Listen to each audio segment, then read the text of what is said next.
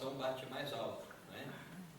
É muito bom estar em Angola, esses anos todos estamos contentes por estar lá, temos os pés bem firmes quanto a isso, quanto ao plano de Deus, ao propósito de Deus em estar lá, mas não há dúvida de que estar com aqueles que oram cada dia por nós, e vê-los face a face, isto é indescritível, não é?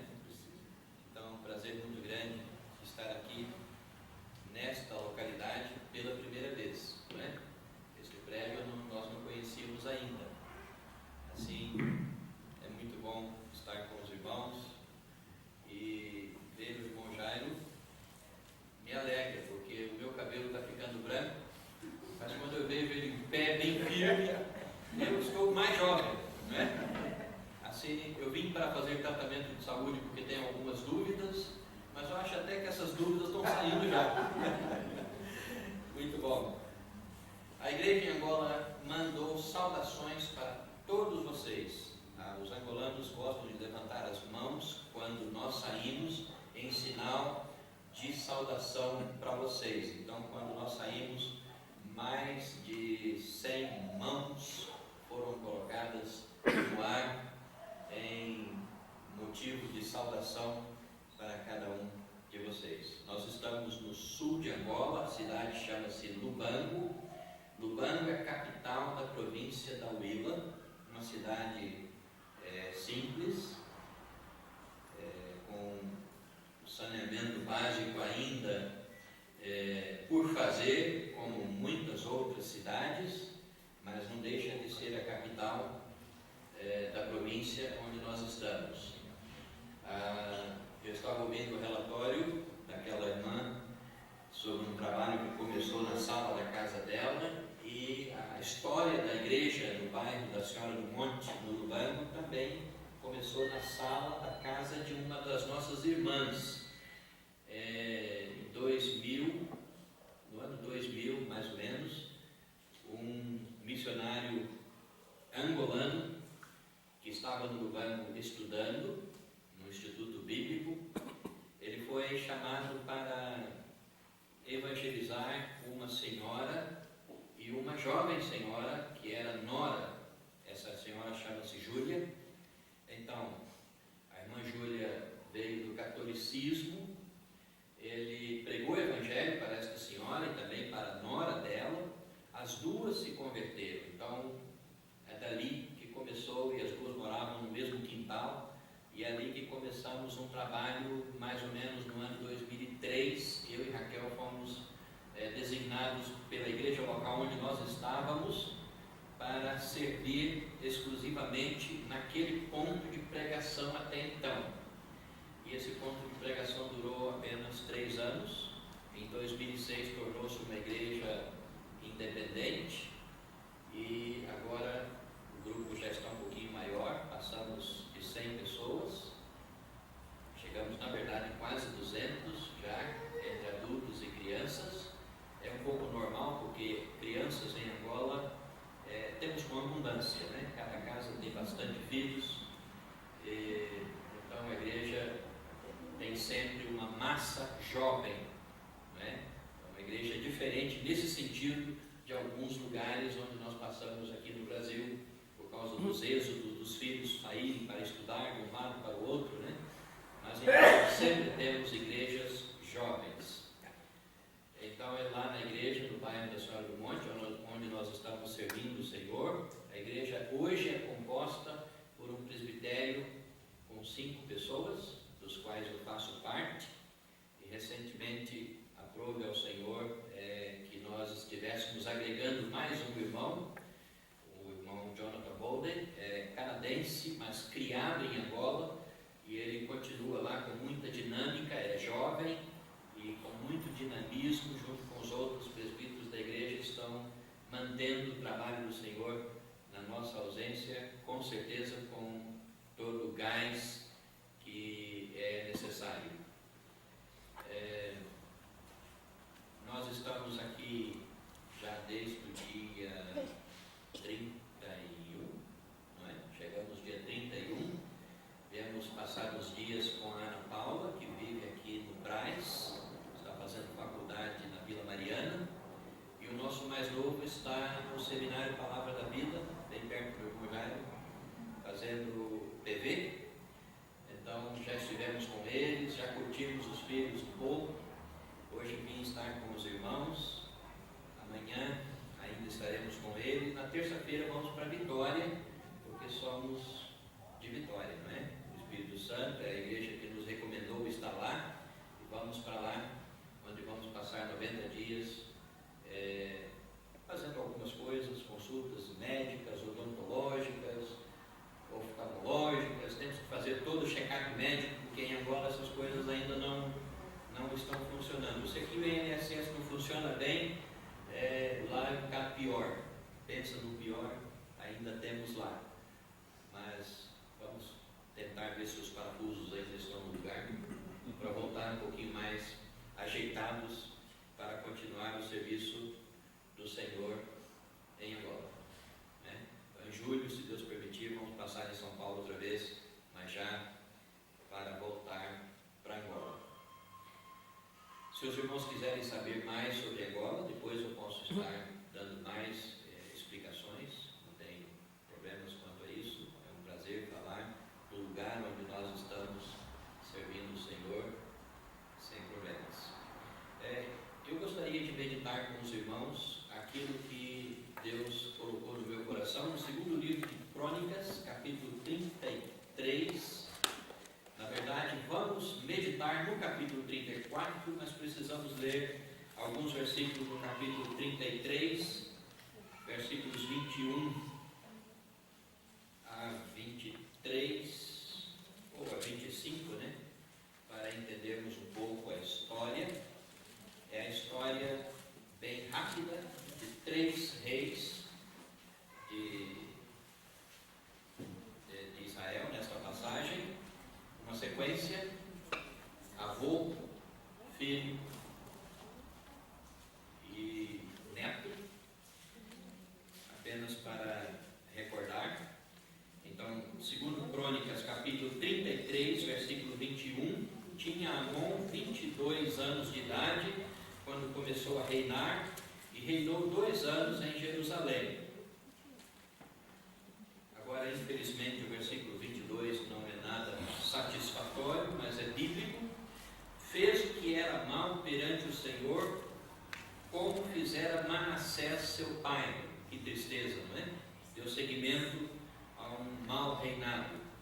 Continuando o versículo: porque Amon fez sacrifício a todas as imagens de escultura que Manassés seu pai tinha feito e as serviu, mas não se humilhou perante o Senhor como Manassés seu pai se humilhara. Antes Amon se tornou mais e mais culpado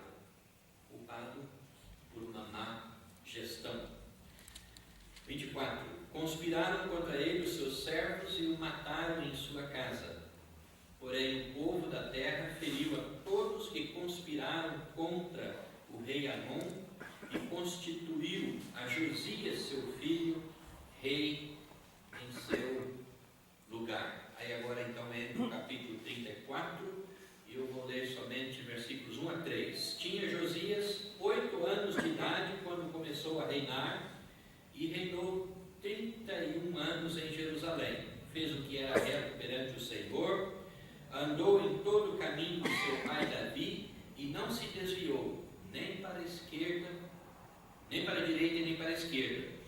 Porque no 8º ano de seu reinado, sendo ainda moço, começou a buscar o Deus de Davi seu pai, e no 12º ano começou a purificar a Judá e a Jerusalém dos altos, dos postes, ídolos e das imagens de esculturas e de fundição.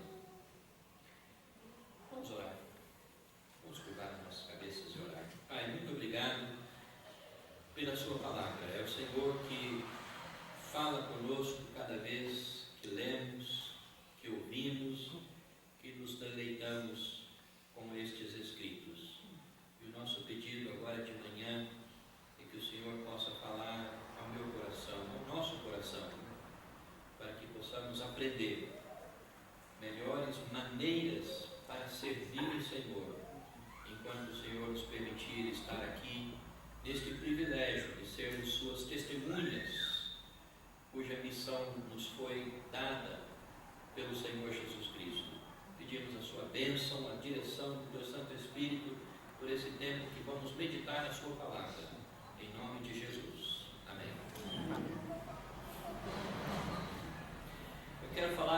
sobre algumas ênfases do rei Josias. O rei Josias deu ênfase no seu reinado em algumas partes que nos chama a atenção.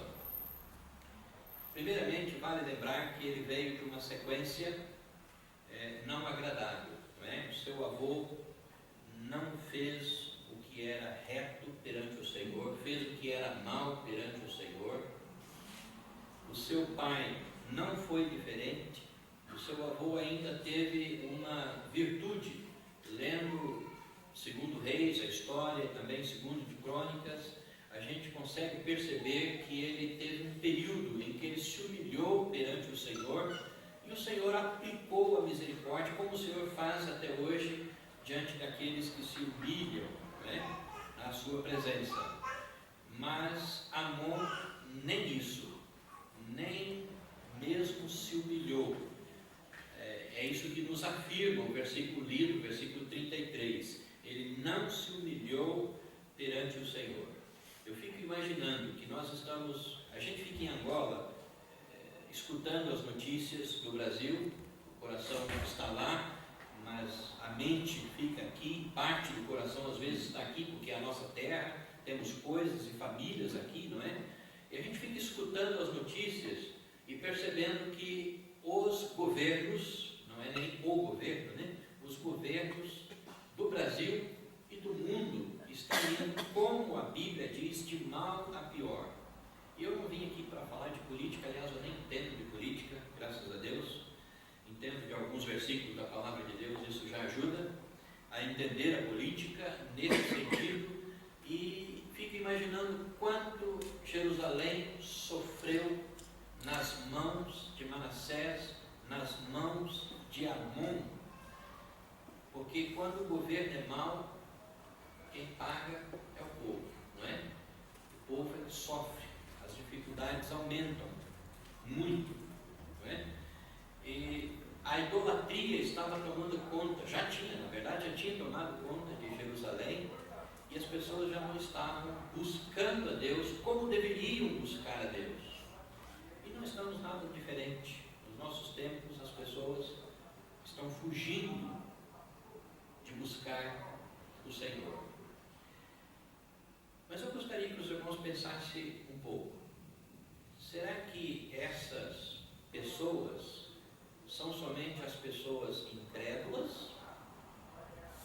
Ou será que também estamos povoando igrejas locais com momentos a mais na nossa vida de deixar de buscar o Senhor? Ou seja, será que nós estamos realmente buscando o Senhor? Nós que cremos no Senhor Jesus, que somos salvos, estamos aqui adorando o Senhor hoje de manhã, mas na nossa rotina, na segunda, na terça, na quarta, etc., será que estamos de fato buscando o Senhor? Ou nós estamos pegando um pouquinho dessa contaminação de deixar o Senhor de lado e tentar fazer as coisas por conta própria? É só para refletir sobre isso. E lembrar que o nosso Deus é um Deus de misericórdia e é um Deus que olha por todos os lados, por todos os cantos da terra. E Deus levantou Josias. Na sequência daquela família, Deus levantou Josias. Na sequência das coisas erradas e das abominações que estavam acontecendo em Jerusalém, Deus levanta um homem. Ou seja, Deus sempre tem o seu remanescente. Agora, o que nós precisamos fazer como remanescentes do Senhor é fazer a diferença. É nos tornar notáveis, não pelo nosso nome, torná-lo célebre, mas tornar célebre o nome de Jesus e fazer o testemunho, o nosso testemunho, o testemunho de que temos uma nova vida, de que somos diferentes, fazê-lo brilhar para que as pessoas possam ter interesse de buscar o Senhor.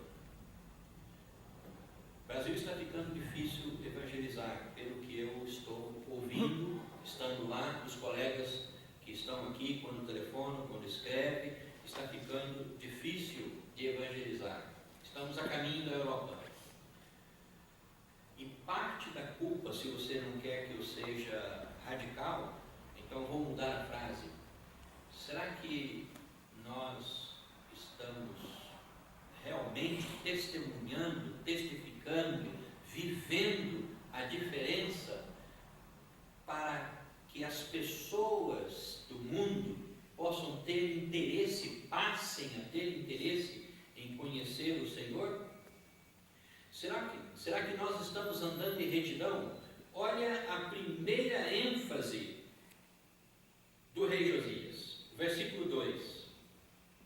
Ele era ainda menino e diz que ele fez o que era reto perante o Senhor. Eu não posso dizer para você que ele teve bom exemplo do avô. Eu não posso dizer para você que ele teve bom exemplo do pai. Eu não posso dizer para você que ele teve bom exemplo de uma congregação em volta dele. Mas eu posso dizer para você que ele fez a diferença. Ele tornou-se diferente. Ele quis ser diferente. E ele praticou isso. A Bíblia não diz que ele tentou fazer o que era reto. Já começa o versículo dizendo, fez o que era reto perante o Senhor. Segundo lugar, ele fez o que era reto perante o Senhor e andou em todo o caminho de seu pai Davi e não se desviou nem para a direita nem para a esquerda. Davi aqui é uma representação daquilo que a palavra de Deus nos manda ser exemplo. De quem? Dos fiéis. Davi é aquele homem que foi chamado o homem segundo o coração de Deus. Davi foi um homem de Deus. E é lá que Josias se inspirou para o seu reinado tornar-se um reinado marcante, um reinado diferente. Terceiro lugar, o versículo 3 diz que ele buscou o Deus de Davi. Estamos vivendo uma época de idolatria. Não me refiro a idolatrias de massa, de pau, de pedra, de gesso. Refiro-me a coisas que ocupam o lugar de Deus. Tem tanta coisa ocupando o lugar de Deus, ou pelo menos tentando ocupar o lugar de Deus na nossa mente, diante de nós, que facilmente podemos ceder, e aí vamos estar demonstrando uma vida de não buscar a Deus. Mas Josias manteve-se firme nesse ideal, e ele buscou o Senhor, o Deus de Davi. Quarto lugar, ele buscou o Deus de Davi e começou pela purificação. É impressionante, não é? Quando você vai alugar um apartamento ou comprar um apartamento e você entra pela primeira vez, já pegou as chaves para morar, a primeira vez, principalmente as senhoras, a primeira coisa que vão fazer é limpar, não é? Mesmo que aparentemente você olha e está limpo, mas nós queremos ter a certeza da nossa limpeza. Então vamos fazer a nossa purificação. Vamos lá, vamos passar o pano, vamos passar o material de limpeza que for necessário para o brilho, para o cheiro ficar como nós queremos. Nós só fazemos isso porque nós queremos ter certeza de que as coisas estão limpas. Josias olhou para a cidade, eu lembro isso aqui, eu lembro de Neemias, não é? Muito parecido. Ele olhou para a cidade e olhou para trás, mas não é literalmente. Ele lembrou, olha, nós pecamos. Os nossos pais pecaram. As gerações estavam vivendo aqui no pecado. E agora sim, olhando literalmente, ele via postes ídolos para um lado, postes ídolos para o outro, altares e altares a deuses que não é o Deus verdadeiro, erguido em todo canto, e ele só tem uma coisa para fazer: limpar, purificar tudo aquilo. E começa a fazê-lo. E ele faz isto de uma maneira impressionante, não é? Você lendo os versículos que eu não li, os próximos versículos ali, diz que ele reduziu tudo a pó.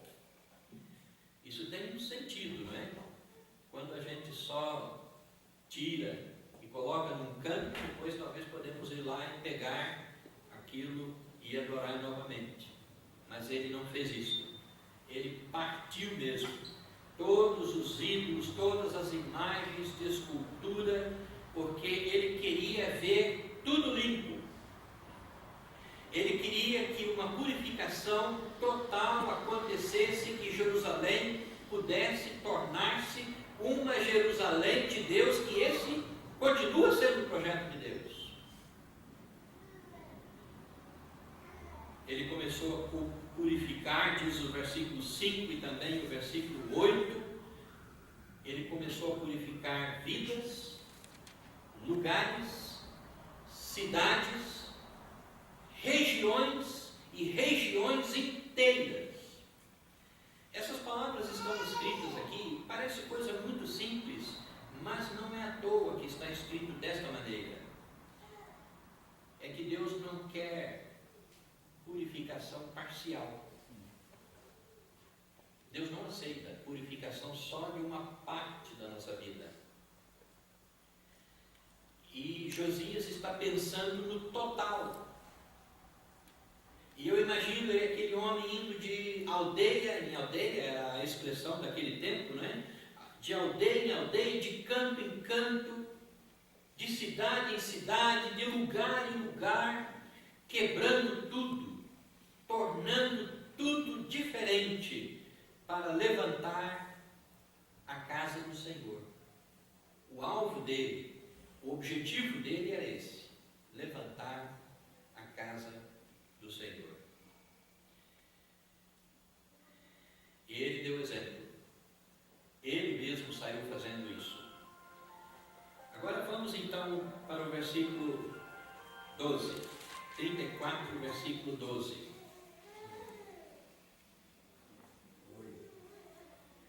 O versículo 12 é o resultado de quando nós fazemos o que está sendo proposto por Josias aqui. Ele pegou um reinado nas suas mãos. Ele fez o que era reto perante o Senhor. Ele buscou o Senhor. Ele destruiu aquilo que Deus detesta, que são as imagens de escultura, que são altares ou coisas que ocupem o lugar de Deus. Ele destruiu tudo isso. E como resultado, diz o versículo 12, os homens procederam fielmente na obra. Ele agora já está partindo para a conclusão do seu objetivo. Ele tinha um objetivo, era levantar a casa do Senhor e levantar uma casa purificada. Hoje a casa do Senhor somos nós. Nós somos o templo do Espírito Santo de Deus. Se não nos for permitido por qualquer razão entrar nesta casa para adorar o Senhor, podemos fazê-lo ali na rua, podemos fazê-lo em casa, podemos fazê-lo na estação do metrô, porque nós somos o templo, a morada de Deus. E este era o propósito de Josias, que a casa de Deus, que os lugares, que as pessoas fossem purificadas, tirassem tudo que estava ocupando o lugar de Deus e pudessem, dessa maneira, voltarem-se para Deus. Se nós queremos que homens fiéis se levantem para a obra do Senhor, nós precisamos ser homens fiéis ao Senhor. É assim que Josias propôs no seu coração. E ele recebeu isso como resultado. Esta é a frase que me chamou a atenção no versículo 12. Homens procederam fielmente na obra. E ele dá a descrição de tudo, né? A maneira como eles levaram o dinheiro, como as coisas foram conduzidas para a construção da casa do Senhor. Mas o que me chamou a atenção nesse versículo é que eles foram fiéis. Então não adianta, nós estamos vivendo uma época de infidelidade ao Senhor.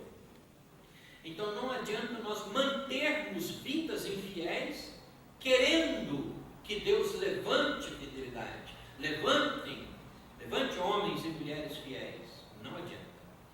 Tem que partir de nós, de mim, de você, de cada um. Quando nós nos propomos viver o padrão fidedigno, o padrão de Deus, esse resultado nós vamos alcançar. Nós vamos ter seguidores nesse sentido, né? Pessoas que vão também desejar, almejar, serem fiéis ao Senhor. Versículo 14, e muito importante o que está no versículo 14. Quando se tirava o dinheiro que se havia trazido à casa do Senhor, Ilquias, o sacerdote, achou o livro da lei. Impressionante isso, né? Ilquias era um sacerdote. E você já sabe que o sacerdote tinha a função de representar o povo perante Deus. Mas a situação em Jerusalém estava problemática. Mas não era só por causa do fato ou do fator político de alguém que estava reinando mal. A situação em Jerusalém estava mal porque eles haviam perdido, esquecido o livro do Senhor, que naquele tempo não tinha um privilégio que nós temos agora, que é de ter o completo, né? 66 livros estão aqui. Naquele tempo eram rolos que ficavam num canto, né? E Ilquias encontrou, achou o livro da lei, que era chamado naquele tempo. O que ele fez quando ele achou o livro da lei? Versículo 15 diz que ele divulgou. Então disse Ilquias ao escrivão Safã: achei o livro da lei na casa do Senhor. Naquele tempo havia muitas vantagens de ir à casa do Senhor. Uma delas é que, indo à casa do Senhor, ouvia-se o que estava escrito no livro da lei. Hoje nós podemos ler a palavra de Deus em casa, mas isso não quer dizer que temos que ficar em casa, a menos quando há necessidade, não é? Porque vamos ter, então, maneira de ouvir a palavra de Deus. Deus quer que nós tenhamos esse prazer e essa comunhão presencial.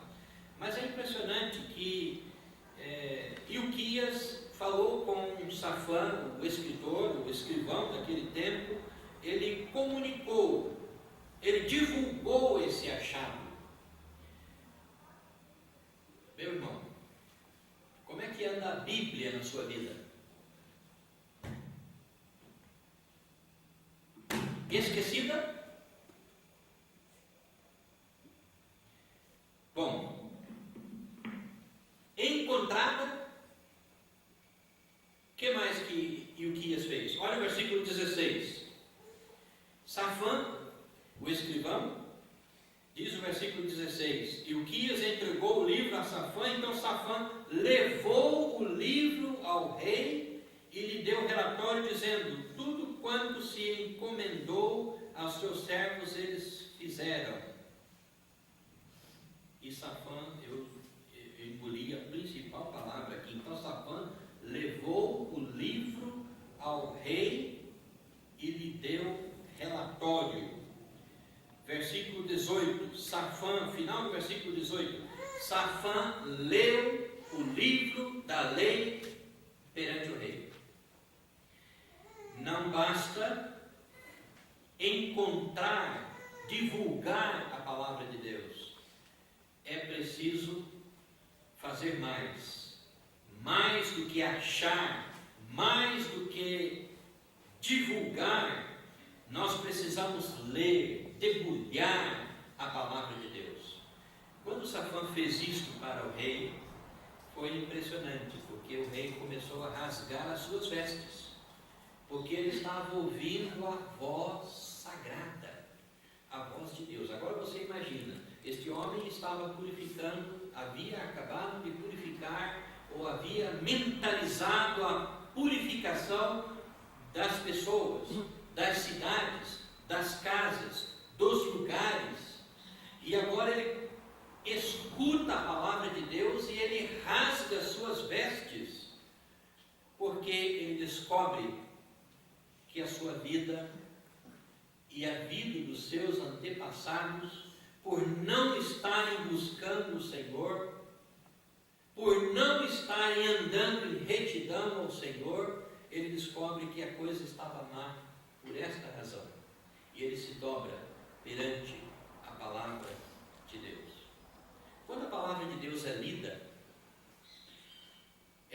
quando ela foi lida, ela trouxe esse sentimento para o rei Josias, né? O versículo 21 do capítulo 34 diz: Ide, consultai o Senhor por mim e pelos restantes em Israel e Judá acerca das palavras desse livro. Aquilo mexeu com ele. Será que quando nós lemos a Bíblia, nós estamos sendo mexidos, sacudidos pela palavra de Deus? Ou simplesmente escutamos e é mais um salmo para decorar, fica assim voando? Servos de Deus tiveram atitudes impressionantes ao ouvir, ao ler, ao estarem diante da palavra de Deus. Jeremias disse que encontrando-as, comeu, sentiu sabor, sentiu doçura na palavra de Deus. Como é que Jerusalém podia mudar? Como é que as pessoas podiam ter vidas retas se um homem de Deus não fosse levantado? Como é que as pessoas pudessem ter interesse em buscar a Deus se isso não partisse de alguém que estava sob liderança, que estava reinando? É nisso que Josias estava fixado na sua memória, a sua mente estava ali. Ele queria que as pessoas seguissem o seu exemplo de busca, de andar na retidão, de viver vidas diferentes. E ele se derramou então perante o Senhor. Final do versículo 21 diz, vou andando até chegar lá no final: Ide, consultai ao Senhor por mim e pelos restantes em Israel e Judá acerca das palavras desse livro que se achou, que estava esquecido, que estava perdido, que estava abandonado. Porque grande é o furor do Senhor. Quando nós esquecemos a palavra, entra o furor do Senhor, porque nós fugimos para fazer a nossa própria vontade. E aí entra a ira do Senhor que se derramou sobre nós. Ele não disse se derramou sobre o povo, ele disse se derramou sobre nós. Ele estava se incluindo, ele disse: eu faço parte de uma geração que abandonou, que esqueceu a palavra. Porquanto nossos pais não guardaram as palavras do Senhor para fazerem tudo quanto está escrito neste livro da lei. Sempre que nós somos estimulados por Deus para ler a Bíblia, não somos para ler um pedacinho somente, é para ler tudo, é para aprender tudo, é para conhecê-lo na totalidade. E esta é a proposta do coração que está nascendo no coração de Josias. Eu preciso fazer tudo o que está escrito neste livro da lei e levar o povo comigo a andar da mesma maneira, a fazer do mesmo jeito. Versículos 24 e 25 você encontra ali, eu não vou ler para nós pouparmos o nosso tempo, você encontra ali algo parecido com o Apocalipse, né? Os flagelos, o resultado de uma nação, de casas, de vidas que não procuram o Senhor, que não andam segundo a palavra do Senhor, o que acontece está escrito ali naqueles versículos. Esse aqui é o resultado de quem não busca o Senhor. Vamos para o versículo 30. O rei Josias deu mais um passo. Ele achou o livro da lei, ele prostrou-se diante do livro da lei, rasgando as suas vestes, mostrando interesse em conhecer, em praticar aquelas leis. E o verso 30, ele fez algo muito precioso. O rei subiu à casa do Senhor. Como é que o versículo continua? E todos os homens de Judá.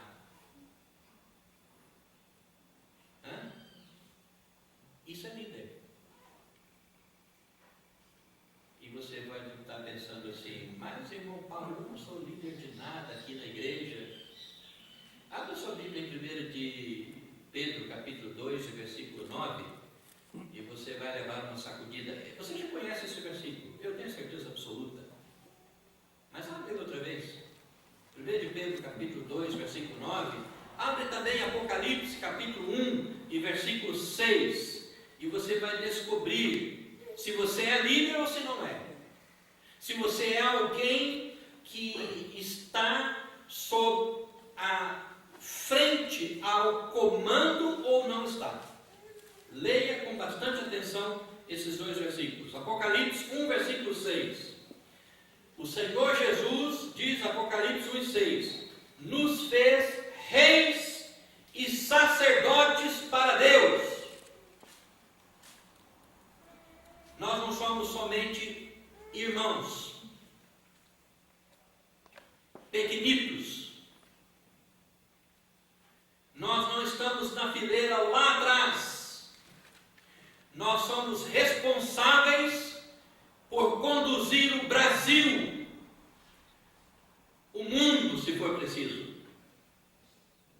para Deus. Pena que não fazemos isso. Eu vou continuar lendo o versículo. Apocalipse 1:6. E nos fez reis e sacerdotes para Deus e seu Pai. A Ele a glória e poder para todos sempre. Você sabe por que está escrito essa última parte? É porque nós gostamos da última parte, é da glória. Eu estou na frente, eu sou o pastor, eu sou o guia, eu sou o presbítero,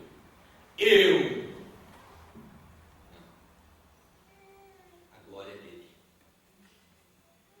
Mas nós temos o privilégio de ser reis, de ser sacerdotes. É isso que fazemos aqui hoje de manhã. Estávamos fazendo isso, né? O sacerdote levantou dali, outro sacerdote daqui, né? Outro sacerdote levantou, ficou sentado porque precisa. Temos muitos sacerdotes aqui. Eu e você, que cremos, nós os que cremos no Senhor Jesus, fomos feitos reis e sacerdotes. Como é que nós estamos conduzindo o nosso bairro como reis? A nossa cidade. Há muita idolatria, há muita abominação em nossa volta. Será que a culpa é de quem? 1 de Pedro, capítulo 2, versículo 9. Mas vós sois a geração eleita, o sacerdócio real, o povo de Deus é responsável por conduzir as pessoas no mundo inteiro a Deus. Nenhum budista tem esta tarefa. Nenhum macumbeiro tem esta incumbência. Nenhum ateu tem esta ordem, este privilégio. Eu e você temos. Nós somos sacerdócio real. Nação Santa.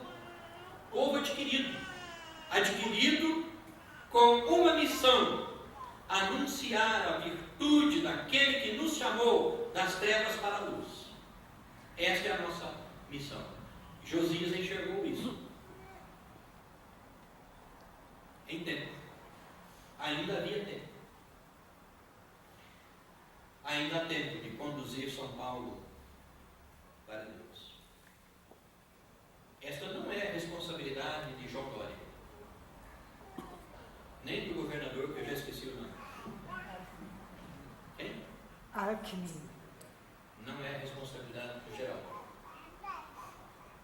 Eu e você que somos reis. Ele é apenas governador. Aqui ele é apenas prefeito. Nós somos sacerdotes reais, convocados para levar São Paulo para Deus, para levar o mundo para Deus. E é assim que Josias começou o seu reinado. Como é que você começou a sua caminhada cristã?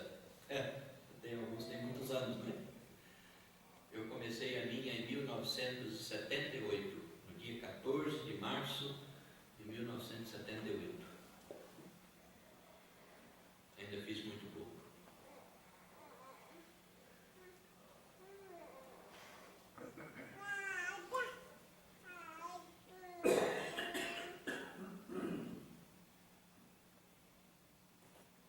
Mais de 30 anos de reinado. Mais de 30 anos de reinado. Qual é o produto do meu reinado? Qual é o produto do seu reinado? Você é um sacerdote. Você é um rei. Você é feito para servo do Senhor Jesus, como diz Romanos capítulo 6, versículo 22, que nós somos transformados em servos.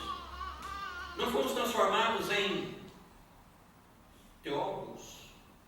Fomos transformados em servos para fazer acontecer isto que está no versículo 30. O rei subiu à casa do Senhor e todos os homens de Judá.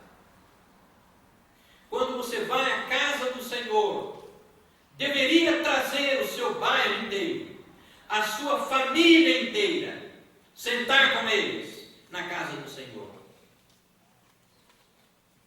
Talvez isso não esteja acontecendo, porque não estamos reinando bem. Ocultamos, seja no falar, seja no viver, e o prejuízo vem à tona. E o nosso reinado, se fosse escrito em algum livro, ou se for, porque num livro sagrado não haverá, não há necessidade de ter outro, temos somente este, é suficiente. Mas se fosse escrever acerca de nós, possivelmente poderia estar: tantos anos de reinado do senhor fulano, reinou mal. Reinou mal na sua família, reinou mal na rua que mora, no bairro que mora, no emprego que trabalha, na empresa que dirige. Mas não fomos chamados para um reinado como Manassés, ou como Amon. Nós fomos chamados para reinar como Josias, um reinado que faz a diferença, que as pessoas possam olhar para nós e perceber mudanças positivas. Eu não perguntei até que horas que eu vou, se é até 14 ou se é 15. Então vamos para o versículo 31. O rei se pôs no seu lugar.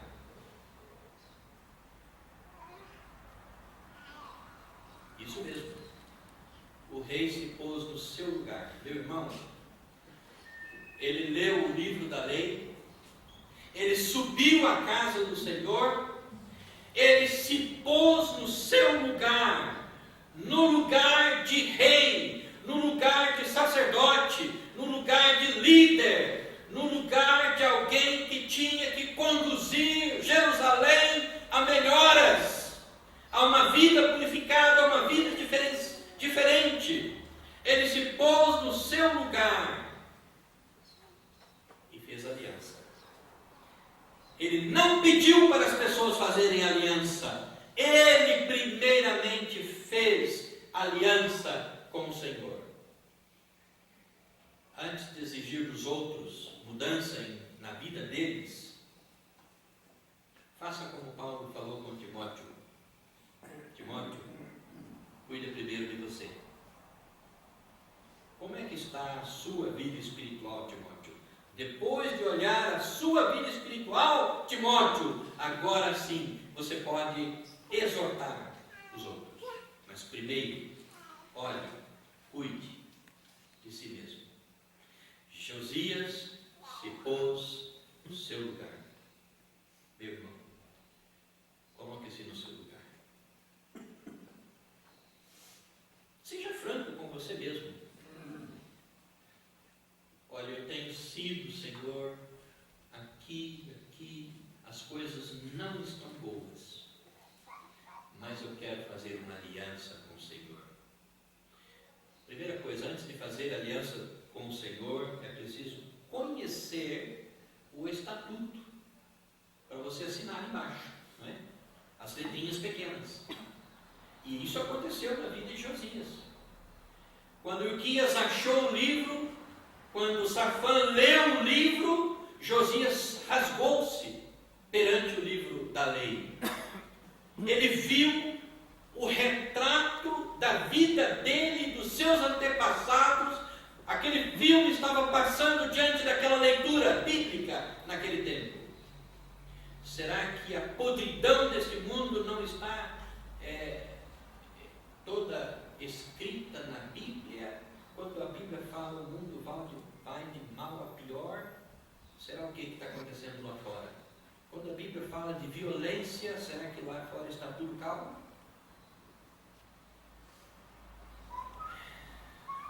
Então, temos que fazer como Josias.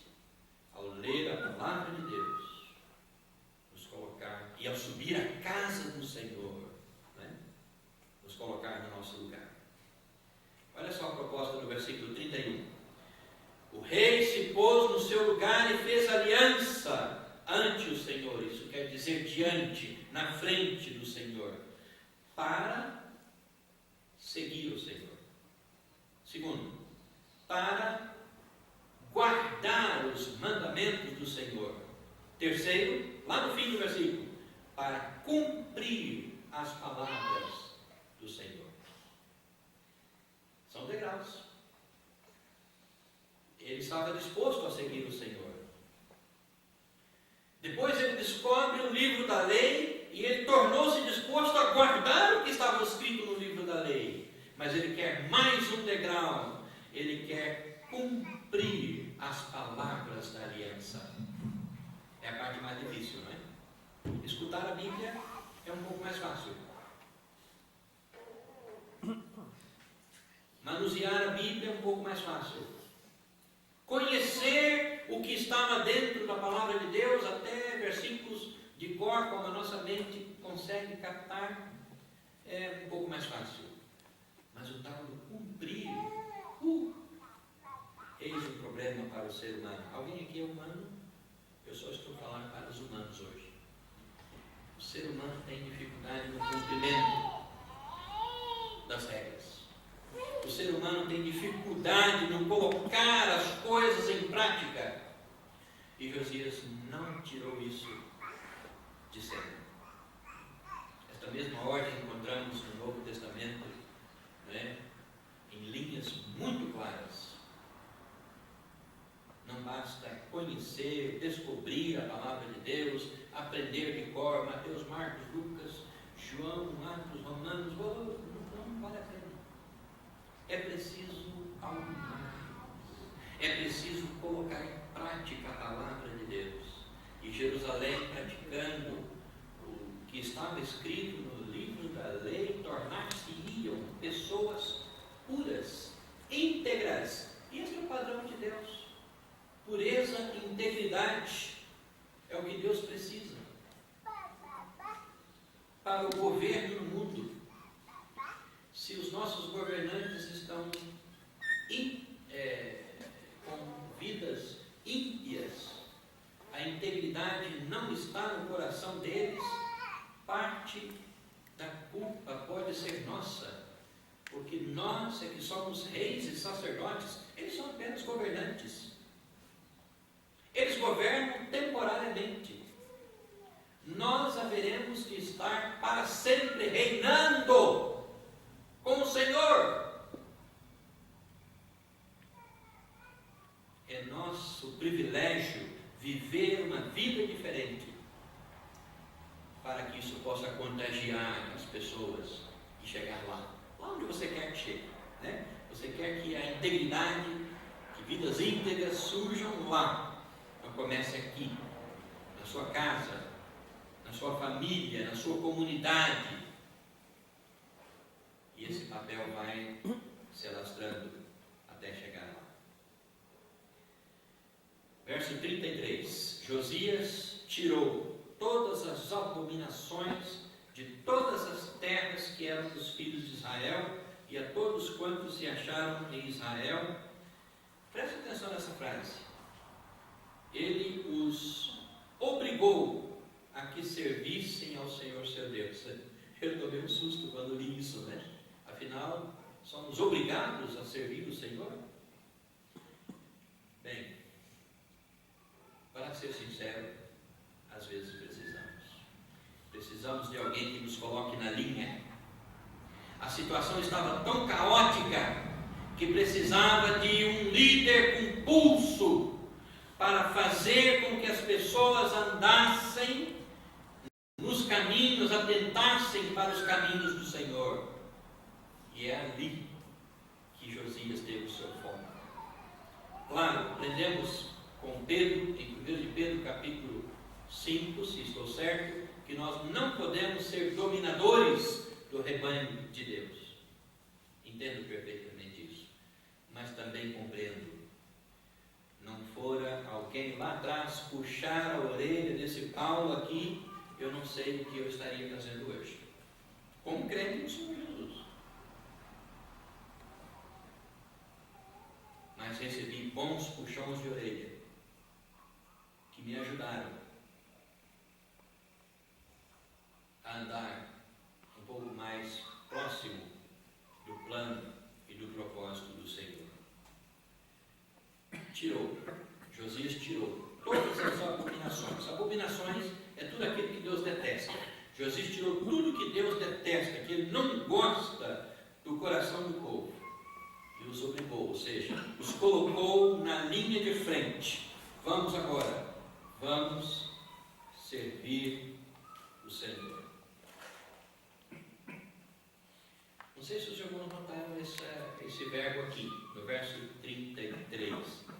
Ele os obrigou a que servissem ao Senhor.